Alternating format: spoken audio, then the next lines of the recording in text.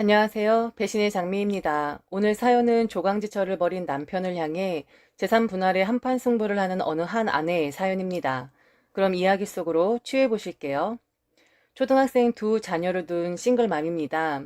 지금은 어디 가서 돌아온 싱글이다, 남들보다 아주 빨리 졸혼했다라며 우스갯소리로 편안하게 말하고는 하지만 몇 년 전만 하더라도 뻔뻔한 전 남편과 그 내연녀 때문에 지옥 같은 나날을 보냈었고, 전 남편과의 재산 분할 때문에 두 번의 법정 소송을 진행하는 등 아주 골머리를 앓았습니다.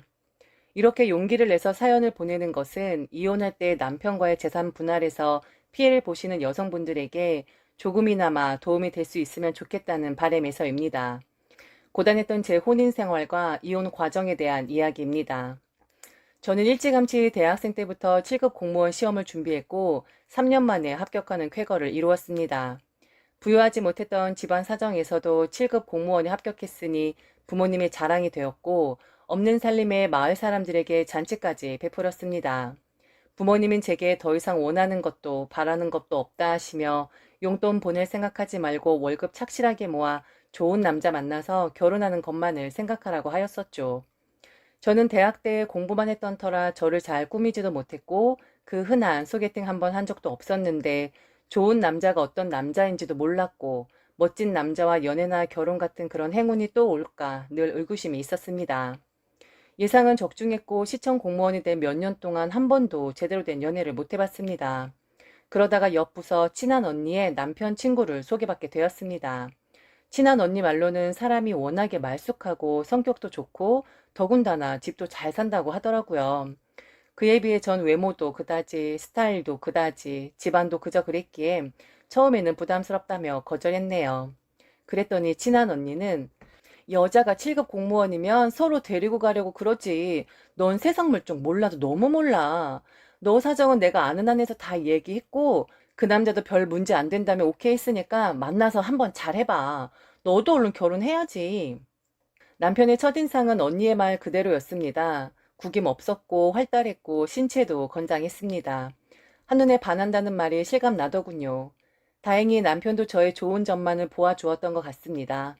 1년 정도 교제하다가 양가 부모님께 인사드리고 결혼은 일사천리로 진행되었습니다. 결혼할 때 저는 집안 사정이 넉넉하지 못한 터라 그동안 제가 모은 돈만으로 결혼을 해야 한다고 남편에게 양해를 구했습니다. 그리고선 2천만 원의 신용대출을 받고 남편에게는 총 5천만 원을 넘겨주었죠. 남편은 흔쾌하게 본인이 다 알아서 할 거라며 저에게 아무런 신경도 쓰지 말라고 하더군요. 그런데 다음날 시어머니께서 바로 연락을 주셨습니다. 아들한테 너가 주었다던 돈 받았다. 근데 너가 준 5천만 원으로 무얼 해야 할지 모르겠네. 네 돈 보태서 집을 얻어주라는 거니? 아니면 결혼식 행사 비용으로 쓰라는 거니? 아들 말로는 5천만 원이 너의 전 재산이라고 하던데 사돈 양반들께서는 별도로 말씀이 없으시다니? 도대체 이 돈으로 뭘 해야 할지 정말 모르겠어서 그래. 우리가 이 돈으로 어떻게 주면 되겠니? 아마도 남편이 제 사정을 제대로 시부모님께 설명을 드리지 않았었나 봅니다. 저는 저희 집 사정이 넉넉하지 못하며 부모님께서는 논농사 조금 지으시는 사정으로 저에게 결혼 비용으로 많이 해주시긴 어렵다고 말씀드렸습니다. 어머님 정말 면목 없어요. 저는 남편이랑 원룸에서 시작해도 되고요. 제가 공무원이다 보니까 공공기관에서 운영하는 결혼식장을 저렴하게 사용할 수도 있어요. 그 밖에 다른 거는 저 크게 중요하지 않습니다. 최대한 예산 안에서 결혼을 진행했으면 좋겠어요. 그리고 제가 공무원이니까 제 일신상의 문제만 없으면 일은 정년 때까지 계속 할 수 있거든요. 살면서 제가 어머님, 아버님께 최선을 다할게요. 결혼 비용으로 돈을 너무 적게 들여 정말 죄송합니다. 공무원이 뭐 그렇게 대단한 거라고 말끝마다 공무원 부심은. 알았다. 결혼 준비는 너가 준 돈 포함해서 내가 알아서 하마. 집이랑 살림살이랑도 내가 알아서 준비할게. 다만 결혼식장은 네 시아버지 체면도 있고 손님들도 많이 올 테니까 강남 쪽에다가 잡으마. 이런 부분까지 너희 집 상황을 생각해줘야 하는 건 아니지? 대신 폐물이랑 꾸민비는 생략한다. 말투가 어찌 되었든 간에 저는 진정으로 시부모님께 감사드렸습니다. 시부모님께서는 신혼집으로 남편과 제가 출퇴근하기 아주 적당한 장소에 제법 큰 평수의 아파트를 아예 사두셨고 살림살이도 값비싼 것들을 많이 넣어주셨습니다. 저는 너무나 감격했고 살면서 평생 동안 시댁에 잘하겠다고 다짐했죠. 결혼식은 잘 마쳤고 곧이어 연년생으로 아이 둘을 낳았습니다. 요즘 너처럼 결혼하는 며느리가 어딨니? 어쩜 그렇게 해온 게 하나도 없는지. 남자 잘 만나고 시댁 잘 만나서 네가 제일 봉잡았다. 내가 다른 친구들 며느리 뭐 해왔다고 할 때마다 아주 그냥 할 말이 없어서 친구들을 다 안 만나, 친구들을. 시댁과는 크게 문제없이 지내긴 했지만 시어머니께서는 종종 저보고 빈손으로 시집 왔다는 말씀을 하고는 하셨습니다. 그러면서 요즘 너 같은 며느리가 어디 있냐며 남자 잘 만나서 신간 편안한 거라고 세뇌시키고는 하셨어요. 꼭 가족 모임이 있을 때면 한마디씩 툭 던지시는지라 창피했던 적이 한두 번이 아니었네요. 그래도 어쩌겠습니까? 그게 사실이었으니까 그냥 귀 닫고 묵묵히 듣고 있을 수밖에는 다른 방도가 없었습니다. 한 번씩 삐딱하신 시어머니의 말씀 빼고는 딱히 시집살이를 했던 것도 아니고 시부모님이 저희 가정생활에 침범하거나 권위적인 모습으로 무언가를 강요하는 일도 거의 없었습니다. 남편은 엔지니어로 알만한 대기업 계열사에서 연구원으로 근무했는데 둘째를 출산하고 얼마 뒤 회사에서의 경쟁이 점점 치열해진다고 자신의 설 자리가 줄어드는 것 같다고 하더군요. 처음에는 이직도 고려했으나 그건 임시방편밖에는 안 된다고 하더라고요. 남편은 고심 끝에 국제품질 검증 자격증을 따기로 결정했습니다. 그 자격증은 국내에서도 몇몇 가지고 있지 않은 희소성이 있는 자격증이더군요. 대신에 공부할 것도 많아서 직장을 다니면서 하기는 빠듯했고 남편 또한 지금의 직장에 큰 미련을 두지 않는지라 회사를 그만두고 공부에 집중하겠다고 하였습니다. 저는 내심 남편이 집에 있으면 아이들 돌보는 것을 도와주겠거니 하고 기대를 했습니다. 사실 남편은 집안일과는 담을 쌓은 사람이었어요. 제가 임신 중일 때도 아이를 출산했을 때도 육아를 하는 동안에도 남편은 집안일을 하거나 아이를 돌봐주는 일이 없었지요. 그런데 남편이 직장을 관두고 집에서 공부를 한다고 하니 가사분담을 기대할 수밖에요. 그러나 그 기대는 오래가지 못했습니다. 혹시나 했는데 역시나 집에 있음에도 불구하고 집안일에는 거의 손도 대지 않았습니다. 두말하면 잔소리인데다가 직장까지 관두고 집에서 공부한다는 사람한테 스트레스 주기는 싫어서 지금까지 해왔던 것처럼 제가 일도 하고 육아도 하고 집안일도 도맡아 했습니다. 남편은 직장을 그만둔 지 한 달이 지났지만 퇴직금을 주지 않았어요.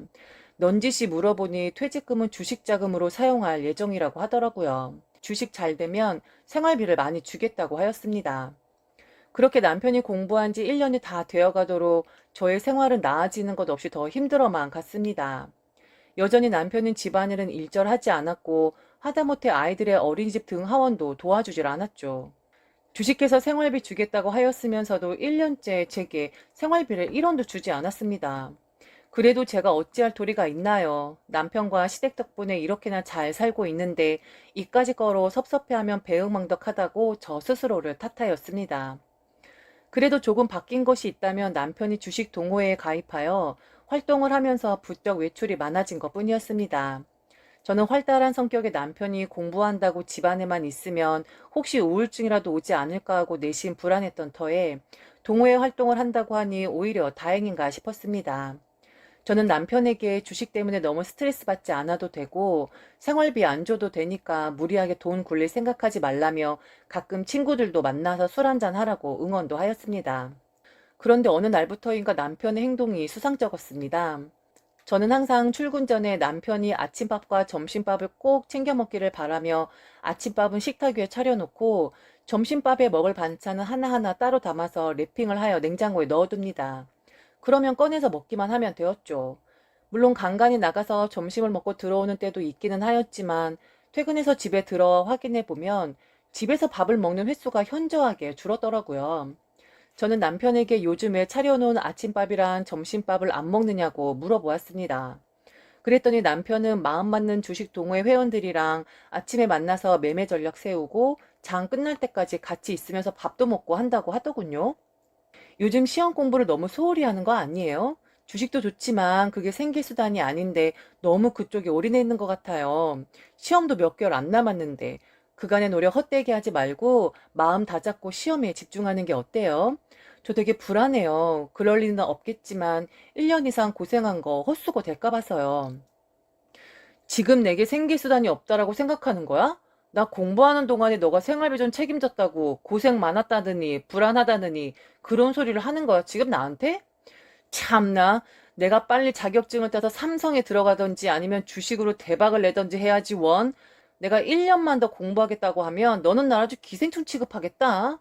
네 밥 축내지 않을 테니까 앞으로 내 밥 하지 마. 밖에서 다 해결할 테니까. 황당했습니다. 저는 전혀 그런 뜻으로 말한 게 아닌데 엉뚱하게 해석하고 엄청 흥분하더군요. 남편이 간혹 짜증을 부리기는 했지만 제게 큰 소리를 친 적은 별로 없었는데 이게 아마도 퇴사 후에 집에만 있으면서 괜한 자격지심만 생기지 않았나 싶더군요. 저는 싸움이 더 커질까봐 제가 말실수했다고 미안하다고 싹싹 빌면서 달랬습니다. 그런데도 남편의 반응은 냉랭했고 그 뒤로 저보다도 더 늦게 귀가하는 때가 많아졌습니다.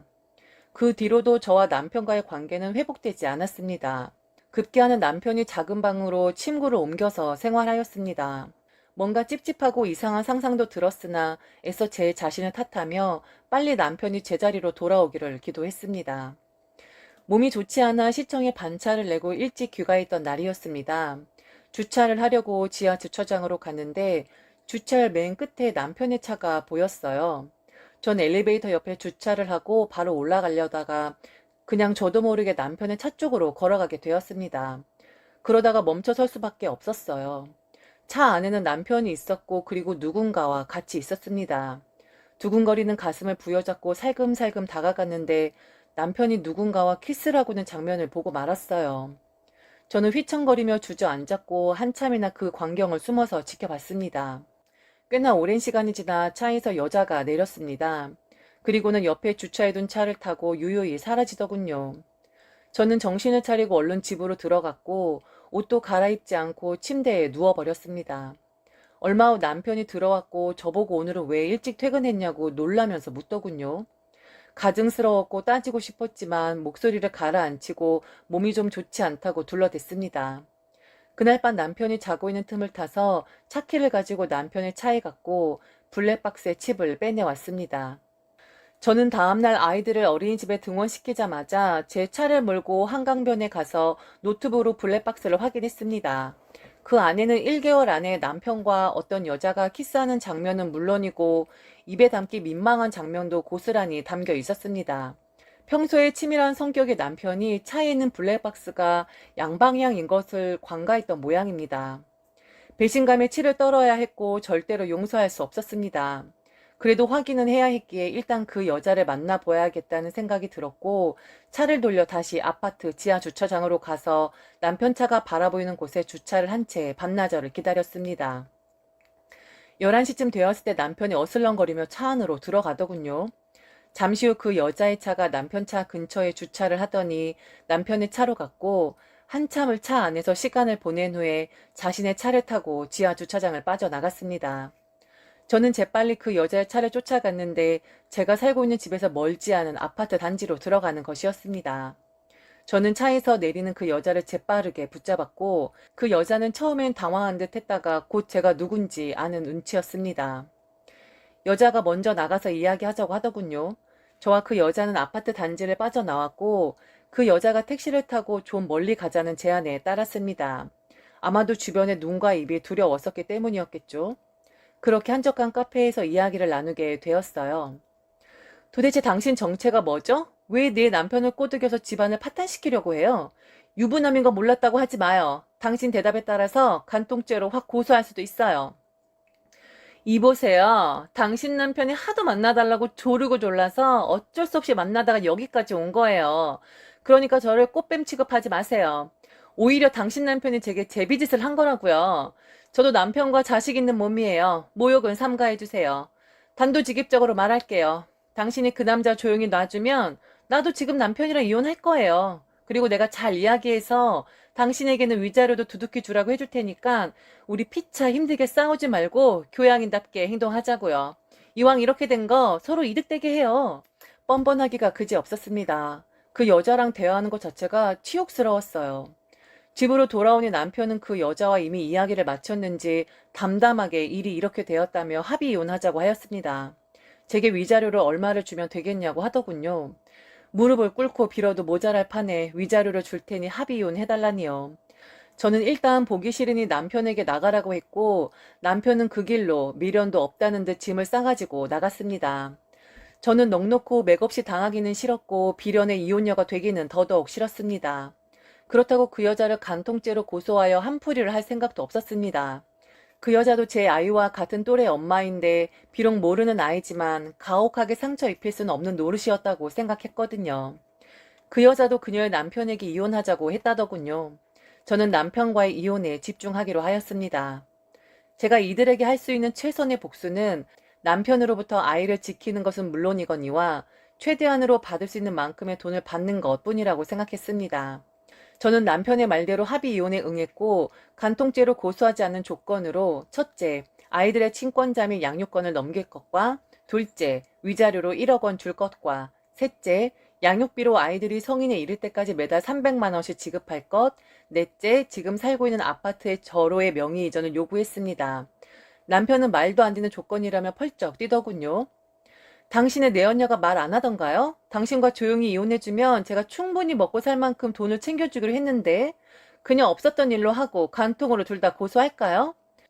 당신이 돈을 마련할 수 없으면 그년이랑 같이 돈을 모아서 날 주던가 아니면 같이 깜빵에 들어가서 징역을 살던가 알아서 하세요. 근데 징역 살고 나오면 일자리나 구할 수 있겠어요? 남편은 무섭게 절 쏘아보며 두고 보자고 하더군요. 며칠 뒤 시어머니에게 연락이 왔습니다. 모두 합쳐서 당장 1억 원을 줄 테니 애들 넘기고 합의이혼 해달라고 하더라고요. 애미야, 지금 그 집 내가 해준 거다. 네가 소유권을 주장할 이유가 없는 건 알고 있지? 언감생심 욕심을 부려도 그렇게 말도 안 되는 욕심을 부리니? 일에서 없는 것들은 집에 들이면 안 되는 건데 내가 아주 후회 막심이다. 말 나왔으니 너가 좀 잘했으면 애가 그랬겠니? 별것도 아닌 공무원이라고 힘주면서 좀 더 보탬 되겠다고 공부하는 애 얼마나 닥달을 했으면 다른 여자한테 정을 주겠니? 내 아들이 100% 잘했다는 건 아니지만 99%는 너 잘못이야. 이런 일 있으면 가족끼리 상의하고 좋게 풀어볼 생각은 안 하고 당장 이혼부터 하겠다고 한다는 거 보니까 네가 이혼하면 일확천금을 질 수 있을 거라 생각하나 본데 택도 없어. 만약 너가 간통이다 뭐다 내 아들 앞길 망치려고 들면 내가 너 가만 안 둘 거다. 청와대 게시판이면 시청 게시판이면 네 만행 내가 싹 다 올려서 아주 한국에서는 살 수도 없게 만들 테니 그런 줄 알고 내가 교양 있게 대할 때 이쯤에서 조용히 이혼해라. 시간은 많이 주지 못하니까 내일까지 답변 다오. 말 다 하셨나요? 근데 어머니 그 불륜녀랑 짜셨어요? 교양이 노는하시게요? 별로 교양도 없으시면서 그리고 어머님의 그 말 같지도 않은 말에 일일이 대꾸하기 싫으네요. 그 잘난 아드님이랑 새 며느리 될 년이랑 상의해서 제 요구 조건 수용에 대해 내일까지 말해주세요. 저도 시간 많이 못 들여요. 그리고 저는 이미 제 변호사 통해서 간통 고소장 작성 다 끝났거든요. 그쪽 대답 여하에 따라서 접수할지 말지 결정할 거니까 그렇게 하세요. 다음날 남편에게 연락이 왔고 제가 간통 고소를 안 하는 조건으로 친권자와 양육권 및 매달 양육비로 아이들이 성인이 될 때까지 월 100만 원씩을 주겠다고 했습니다. 나머지 위자료와 재산 분할에 대하여는 법정에서 가려보자고 하더군요. 애초에 저도 제 아이들과 그 여자 아이들 때문에라도 간통 고소는 안 하려고 했기 때문에 남편의 제안을 수용했습니다. 그리고는 치열한 재산 분할 싸움에 들어갔지요. 1심 재판에서 남편과 시어머니는 남편 명의 아파트는 신혼집으로 마련해 준 것으로 공동재산에 포함되지 않으며 오히려 제가 일을 할 수 있도록 배려했기 때문에 혼인기간 중 적립된 제 공무원 연금을 분할해 달라고 하더군요. 아마도 이걸 노리고 처음부터 법정에서 재산 분할에 대해 가리자고 했었나 봅니다. 참으로 영악한 인간들이었습니다. 저는 판사님께 결혼 생활을 하는 동안 남편은 가사와 육아일에 일절 분담한 적이 없으며 최근 2년간 직장을 그만두고 공부한 이래로 생활비 지원이 1원도 없었고 가게 생계 등 실질적인 가정의 역할은 제가 할 수밖에 없는 상황으로 공무원 생활에 남편의 배려가 없었음을 주장했습니다. 결국 1년여의 재판 끝에 판결이 나왔는데 제가 1억 원을 남편에게 주면 현재 살고 있는 6억 원 상당의 집을 제 명의로 소유권 이전해 주어야 한다는 판결이었습니다. 판결이 다소 아쉬웠던 점은 결국 혼인기간 중 제가 적립했던 공무원 연금의 일부를 남편에게 주어야 한다는 점이었는데 그걸 제외하더라도 5억 원은 이득 본 셈이니 나름 만족을 했지만 저의 목표는 남편을 벗길 수 있는 데까지 탈탈 벗겨내는 것이었기 때문에 즉각 항소했습니다. 제가 남편에게 주어야 한다던 1억 원은 절대로 주고 싶지 않았죠. 남편과 시어머니는 저보고 욕심이 끝이 없다며 막말까지 더해 비난했지만 저는 그러던지 말든지 아랑곳하지 않았습니다. 2심 재판에 가서는 남편이 퇴직할 때 받은 퇴직금 및 그걸로 주식을 해서 얻은 이익과 남편이 결혼 전부터 모아놓은 비자금도 재산 분할의 대상이 된다고 주장했고, 2심 재판부에서는 남편이 가사 노동 및 육아 돌봄을 하지 않는 대신에 돈으로라도 보상해야 한다며 결혼 전에 형성한 남편의 재산도 공동 분할의 대상으로 보아 제게 1억 원을 더 주어야 한다는 판결을 하였습니다. 결국 저는 남편에게 단 1원도 줄 필요가 없게 된 것입니다. 우리는 이혼했고 홀딱 벗겨서 맨몸으로 남편을 쫓아냈습니다. 조강지쳐 두고 놀아나며 패가망신한다고 했던가요? 2년여의 이혼소송 기간 동안 그 불륜녀와 남편은 알아서 헤어지더군요. 그새 눈에 콩깍지가 벗겨졌나 봅니다. 남편이 잘 될 일도 없었지요. 시험은 똑 떨어졌고 재취업을 하기에는 경력 단절의 기간이 너무 길었습니다. 그 이후로 지금까지 집에서 놀고 있다고 하더군요. 시어머니는 그간에 제게 모질게 했던 짓거리는 생각도 안 하고 아이들 중 한 명이라도 자신들이 키우게 해달라고 끈질기게 요구하며 찾아왔습니다. 저는 살던 집을 팔고 이사를 가며 만약 이사한 집까지 찾아와서 미친 소리를 해댄다면 아이들에 대해서 접근 금지 신청을 해놓을 거라고 엄포를 놓았죠. 그리고 시어머니의 전화를 차단해 버렸습니다. 저는 남편의 바람으로 피해를 보는 여성분들이 없었으면 좋겠습니다. 모든 사정이 다 똑같진 않겠지만 저와 비슷한 사정의 여성이라면 꼭 저와 같이 조강지처를 벌인 남편을 철저하게 응징하시기를 바라겠습니다. 지금까지 들어주셔서 감사합니다. 이상 배신의 장미였습니다.